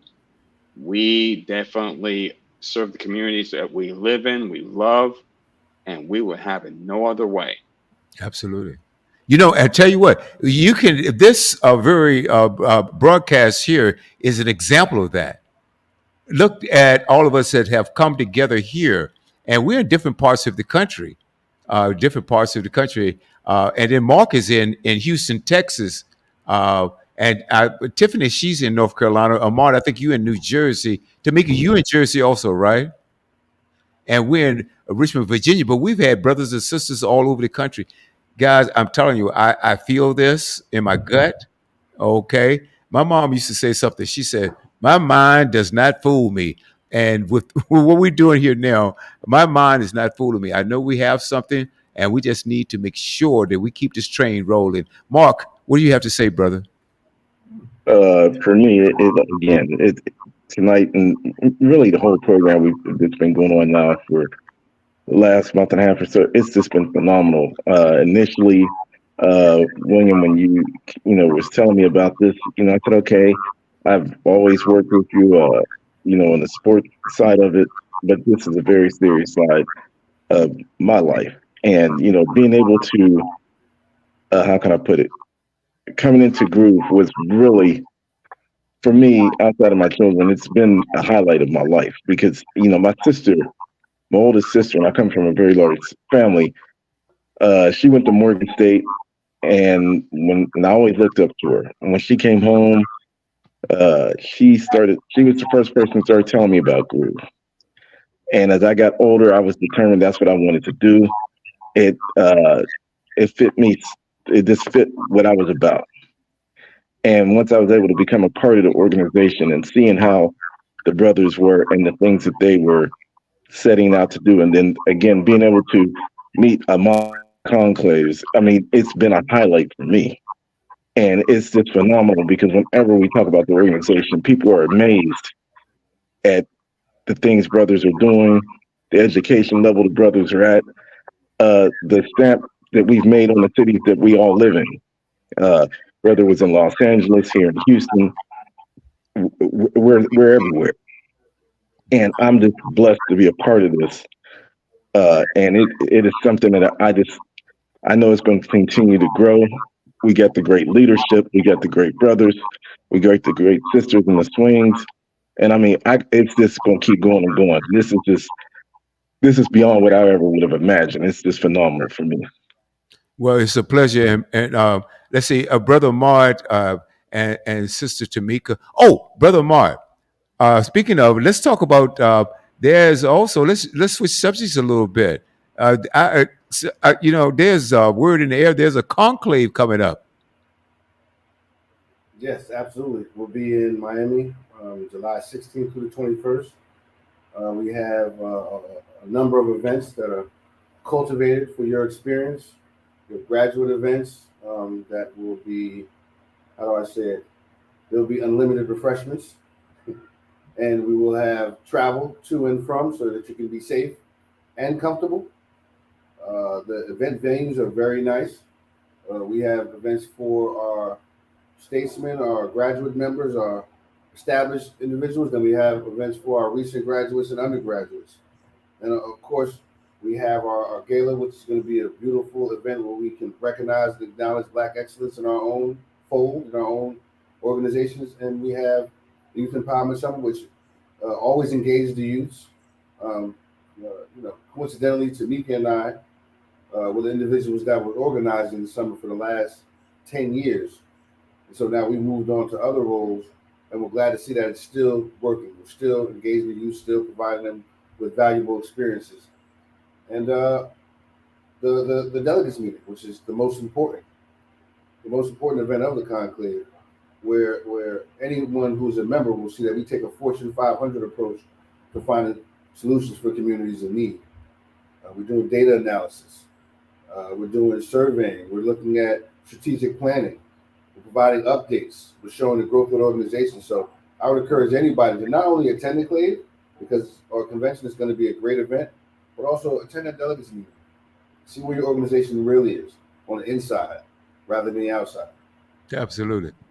And again, I want to reiterate, guys, gals, please, if you enjoy this broadcast, please share it with someone, okay? I'm going to speak as slowly as possible. You can even take us with you 24 hours a day, 7 days a week. Please support this channel. Okay, it's black owned, black operators, black funded. Uh, and I've spent my grandchildren's inheritance, but that's okay. It'll come back. I believe. I believe it will pay off. But the point is, go to your Apple App Store and download Studio.w. Studio.w if you have an Apple device.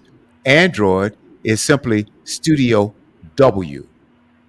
We're on Apple CarPlay, Google Play, Alexa, and the website is studiow.buzz. We're also on Facebook. We have about 3 channels on Facebook. The fan page is Studio W _ Buzz. We're on LinkedIn. Also, our brand new YouTube channel. Please subscribe to that. That is Studio W the Buzz, or Studio W Buzz. Hey, Robert, which is it? Is it Studio W Buzz or Studio W the Buzz? I know it's one of those, and it's also on X, okay, formerly known as what was that used to be? Twitter. And we're I would say it's Studio W Buzz on YouTube. Studio W Buzz on YouTube. All right, thank you. Correct. Thank you, Robert. Studio W Buzz on YouTube. Please subscribe. Please subscribe to our channel and share with someone. Don't keep it a secret, okay? Because each and every week, Brother Ahmad and Sister Tamika and Tiffany will tell you, Brother Clayton and Robert will tell you as well.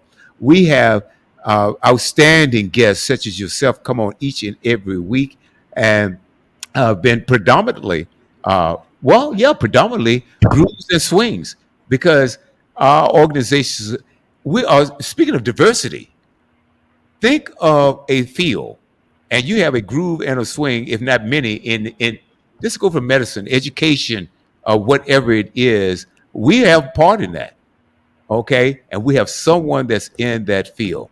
So if you have a brother on the West Coast or a sister on the West Coast or Central Time Zones, whatever it is, tell them about this if you are connected with them. And perhaps they can come in and share their experiences with us. This is the whole idea. We want to make sure that we educate, we want to inspire, uplift. And I tell you something else. There may be some young person, they don't have to be grooves or swings. Share with some young person and tell them, say, hey, look, hey, you want to check this out for maybe an hour or so, right? Come in and listen to Groove Swing Speaks. I promise you, you'll always take away something of value with that. And with that, I'm going to toss it over to our other panelists. Tiffany, any final thoughts here? Yes, I do have a couple of questions for the guests. I don't know if you guys already answered this or provided this information early on because I was late coming in. But I do know that Philemon Crispin asked Tamika, what chapter you belong to and what are some of your staple service events? So I am currently the chapter president for NJ Zuri grad chapter in New Jersey. What I guess our staple, one of our staple events is our Salute to Men program, where we recognize several men in the community. One of them always being a groove that has added any type of value to their community. We've had all type of community leaders. Ahmad was actually among one of our inaugural recipients of that award. And that's something that is definitely near and dear to my heart. I feel that African-American men don't get the credit that's due to them. There's always some type of celebratory thing for women. And obviously we're a women's organization, but I think at the same time, it's our duty to uplift our men because we need one another. So that's one of our events. It's one of our biggest scholarship fundraisers for our chapter, where that's something that we do annually. Let's see. That's one of our biggest ones. We do a lot of community service. We focus. We do a lot of suicide prevention walks, breast cancer walks, those types of things. I'm trying to remember. What else we do? We do a lot of things in schools. We've done things where we've donated books to a women's correctional facility. We have done diaper drives. We've done coat drives. We've done, oh goodness, all kind of things. But that Salute to Men is one of our signature events, and that's something that we take a lot of pride in and time to plan and execute. Awesome. Thank you. Sister Tamika, like I said earlier, you do a lot, as well as Brother Ahmad. So we're going to have you come back at some point in time too, because you can't cover all of this information at one time. And Brother Ahmad, I am big on education, and I think that the panel can attest to this. We are huge on that. That's what this is all about: to educate, inspire, and uplift. Also motivate people. That's I talk about this. I'll give you a quick example.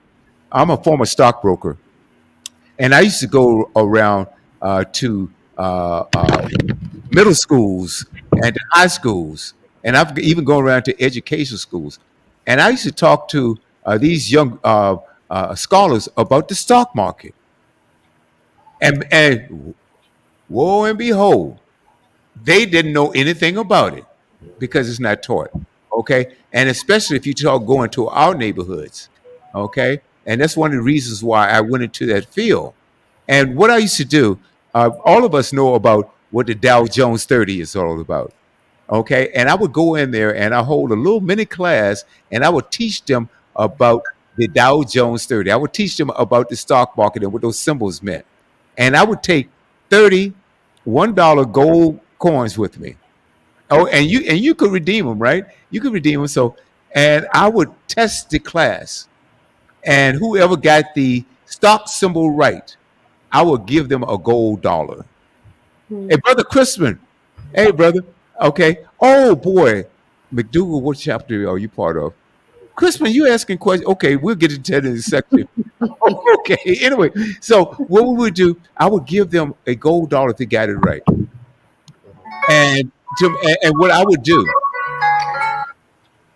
and guess what? When I left, I had no gold dollars left. They were attentive. We had fun with it, and to me, it was a great experience. Because I had a chance to teach these young scholars something, about a craft or a skill that I had or a vocation that I had, and they were not aware of that. And so we need to do things like that, go out into the community, and Grooves and Swings are doing that.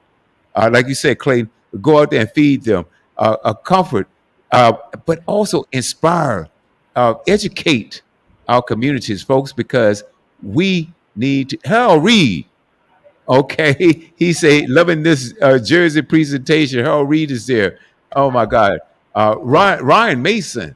Oh, and Crispin Booker. Oh, by the way, Tamika, Crispin wants to know what chapter are you a member of? NJ Zuri grad chapter in New Jersey. New Jersey grad chapter. So New Jersey Zuri. Mm-hmm. Right. Okay. Is there any contact information you want to leave about your organization before we go? Swing5swing.org if anyone is looking, and if they're looking to contact me directly, they can email njzurigradchapter@gmail. Okay. And Brother Omar, contact information, any final thoughts, and give us an idea on your experience here. I want to start off by saying thank you for inviting me. It's always great to have conversations with like-minded individuals, especially brothers and sisters. As a family, I feel like I'm sitting with my uncles and cousins and aunts and so on and so forth. So it's a beautiful thing. I thought the conversation was poignant, to the point, and it addressed topics that are interesting to me, and I think are going to be interesting to your viewers. As far as contact information, groove-5-groove.org, or you can email membership@g5g.org if you have any questions, comments, concerns, or if you want to be a supporter of any of our national or international um, initiatives. And I saw a question about my particular chapter. I'm part of the Northern Jersey Graduate Chapter. I was initiated through Grambling State University, Tiger 5 chapter. I'm a charter member of the Northern Jersey Graduate Chapter, and our regional director is the chapter president. So to the woman that asked how could she be involved, if you contact your regional director in this region, they will know how to get to Dennis, or you can contact any one of us directly. Absolutely. Hey, brother, I can't thank you enough. Sister Tiffany, any final thoughts? And then I'm going to go to Brother Clayton, and then I'm going to close it out with Brother Robert. Tiffany, any final thoughts? No, one question for Ahmad that I see a brother had asked. How do you find time to serve while being a father, a director at your job, and the president of the international organization? That's a great question. Well, Groove and my father gave me a lot of time management skills throughout that process and the process that comes after the process. So, I mean, frankly, I don't really have time for anything else. If I'm not working, I'm working for Groove. Either one, I'm being a father and being a husband. So I don't really have time to waste. And I get some of the brothers who have talked to me about business, you kind of know how I am. I'm getting right to the point. And unless the point is us socializing, if we're here to talk business, I want to get right to the point. I don't have a lot of time. If we want to socialize, then we're going to get right to socializing. Right. But I don't have time for people that don't want to do what they say they're going to do. I don't have time for people with negative comments with no That's right. aspects, right? I want people to, if you're going to criticize, give me something I could grow from. That's right. For negativity, right? I don't have time for BS. That's it. That's it. Don't have time. Like, it's not like I don't have time. I don't really have time. So I put all my time into the things that I need to manage in order to live the life that I want to live, and that's supporting Groove, being serve with distinction at my job, and most importantly, being a husband and a father. And Amen. That's what I do with my time. That's my hobby is well, I don't have a hobby. My hobby is the things that I do normally for life. I couldn't agree with you more. And thank you. Like you said, Brother Omar, look, if you got a complaint, bring a solution. Mm-hmm. Bring a solution. Clayton, we got 30 seconds. Thank you to our international president, Ahmad. And also, I see that our first international vice president, Crispin Booker, he was online as well. Greetings, brother. And to our international parliamentarian, Iceman, Harold Reed. So welcome, brothers. Glad to see you guys on. I appreciate the sisters and the information that was shared. I learned something tonight. And like illustrious president said, go out there, do something, contact your brothers, check on them, do a wellness check, and we're going to be okay. All right? Hey, we're growing. We're going to grow this thing, and we appreciate everybody. Betty Williams Kirby. Wow, I don't know what chapter you're from. Crispin will be. Is he coming on to see us? I mean, well, I'm putting it out there now. Crispin's coming on next. Oh, okay. So, Crispin, you've been designated to come on. There you go. There you go. Volunteered. Hey, Brother Robert. Your final thoughts, brother. How many minutes? How many seconds? Okay, you got 32. 32. Okay. 32 Thank you seconds. very much, Sister Tamika, for being on here for this evening. Thank you very much, Mr. International President, to being on here.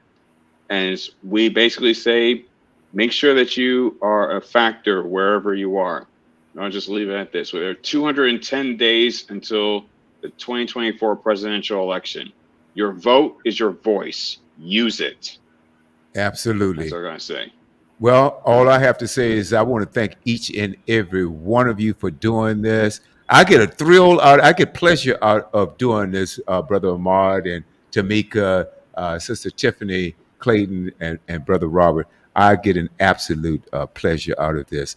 anytime we can disseminate information and give good information, solid information, it's always a pleasure. So I want to thank each and every one of you for joining us. And don't, hey, Brother Ahmad, Sister Tamika, okay, don't be strangers. We're going to have you back. Denzel Goodman, thank you. I love this. We've gotten so many great comments on this. And ladies and gentlemen, if you listen to us, please share it with someone. Studio W .buzz, Studio W .buzz. If you missed part of the program, you can go back, hear it again in about 24 hours. Also download one of the apps. Apple is Studio W, Android is Studio W, Google Play, Apple CarPlay, Alexa, and we can be heard anywhere around the globe. Enjoy your evening, ladies